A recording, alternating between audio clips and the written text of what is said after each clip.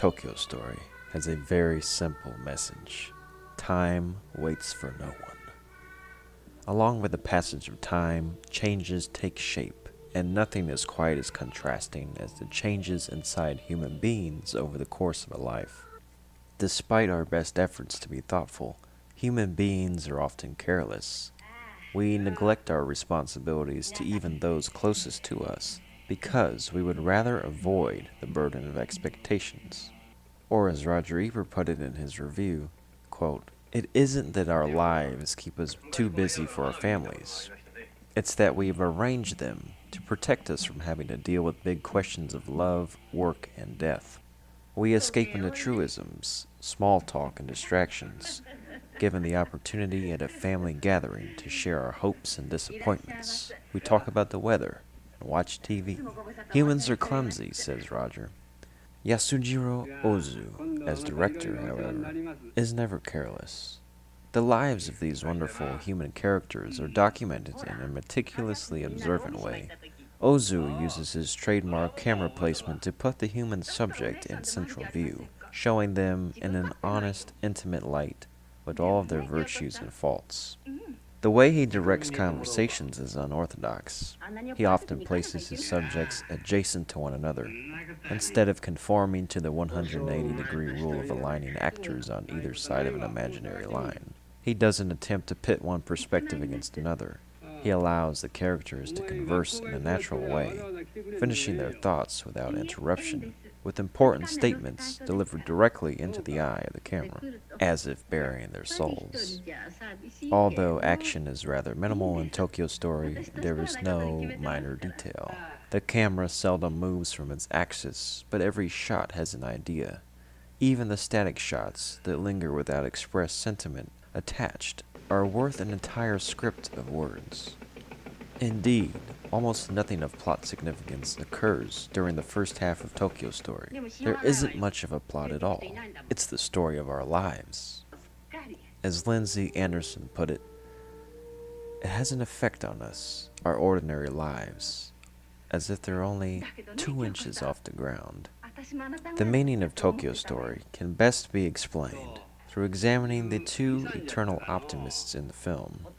The agreeable grandfather, played by the incredible Chishu Ryu, and the ever-cheerful Noriko, played by the magnificent Setsuko Hara, one of the most beautiful actresses I've ever seen. She was a star of Japanese cinema, as you could tell, because the camera loves her. Hara was one of Ozu's close collaborators until his death, upon which Hara never again returned to act. Noriko is the daughter-in-law to the old couple, having been married to their son, who went missing during World War II. Inexplicably, she seems to be the happiest character in the film, smiling in almost every frame that she appears in, as if it is her duty to remain in high morale. Hara smiles so brightly in Tōkyō Story that it almost hurts. Her character doesn't seem real. No human can go that long without looking a little pale. Indeed, vindicating the destructive nature of time, life will present a development that makes even Noriko fall apart. Death. There are few performances in cinema like this one by Setsuko Hara, who radiates as a good-natured character that is, in the end, just a human, and so too must know sadness and grief. It pains us to witness her endure such conflict. The first time we see cracks is during a bedtime conversation with the mother-in-law, as Noriko offers her generosity through modesty and small gifts, and the mother figure Tomi gives her the blessing to find a new husband. She keeps a framed photo of her deceased in plain view, as if not just for honoring his memory, but in tribute to the surrogate family that means so much to her. Noriko assures Tomi that she is still young, and isn't lonely, but Tomi insists that she isn't as young as she once was, and will eventually grow unstill. As the lights turn out, Tomi gently weeps in the darkness, and Noriko's face frowns tenderly, letting go of that smile as she is ultimately unsure of herself. Noriko doesn't owe anything to these people, as she isn't one of their own, but strangely enough, she feels a loyalty to the family that she only has by association, one that the children by birth seem to lack. Shukichi, the grandfather, is mild-mannered and friendly, a devoted husband and father, but he too has cracks. One night in Tokyo, while meeting up with some old elderly friends, Shukichi relapses into alcoholism and drinks beyond his gourd.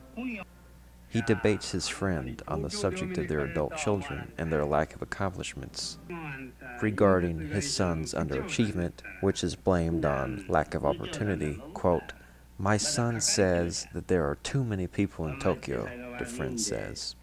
"Your son is so much better. He has a degree." "Ah, but every doctor has to have a degree," Shukichi counters. Shukichi posits that maybe parents have too much unfair expectation for their children.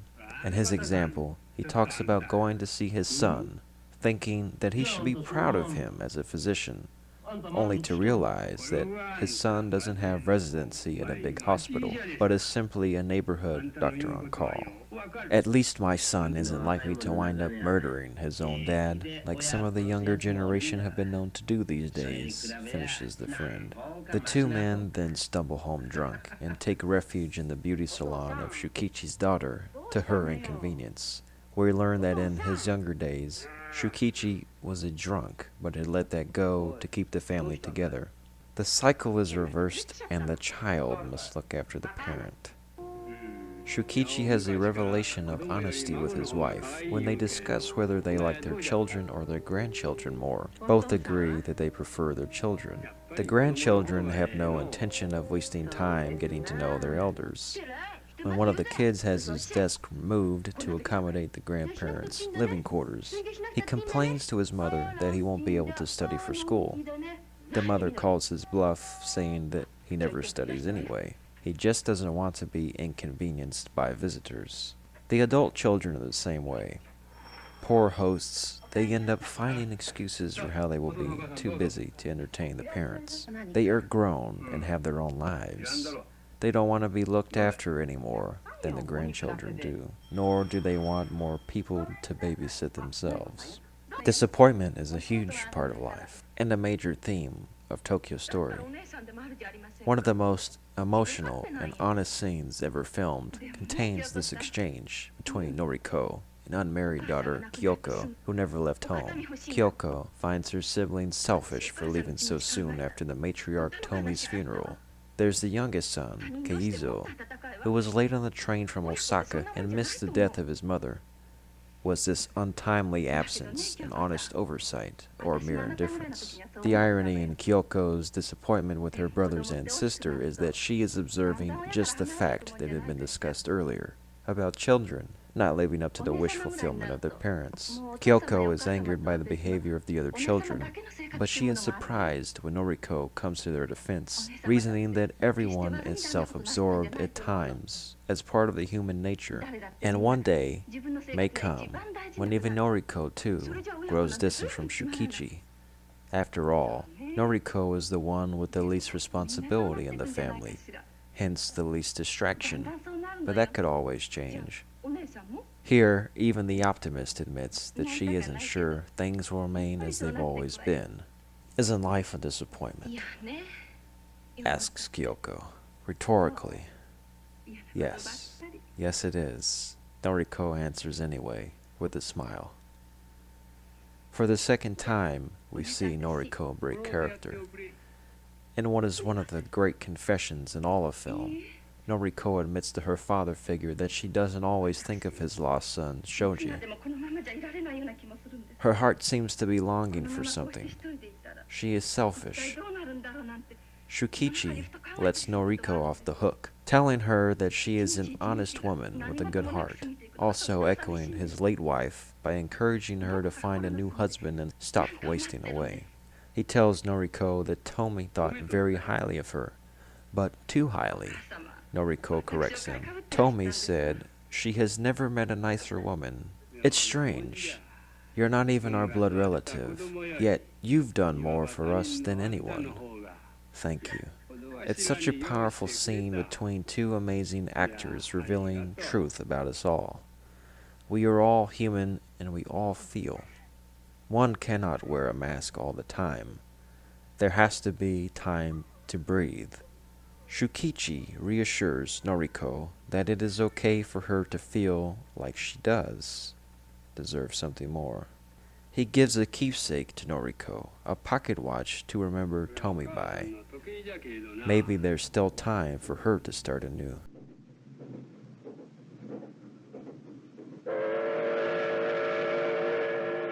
For Shukichi, there will also be plenty of time left, as the Japanese usually live longer than most. But Shukichi will spend his time for mourning, and solitude, and loneliness.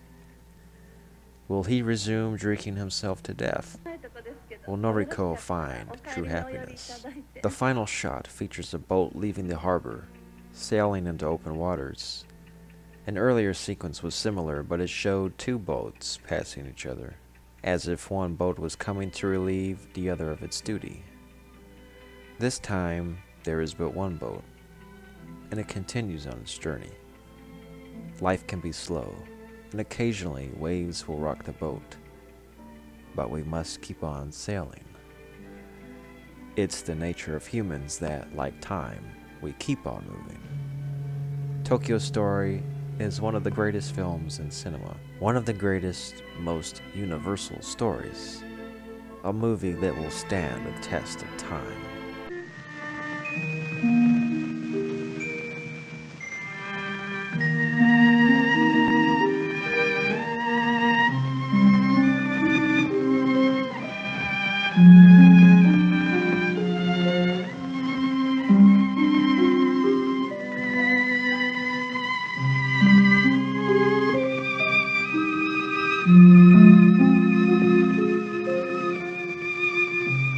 Arigato.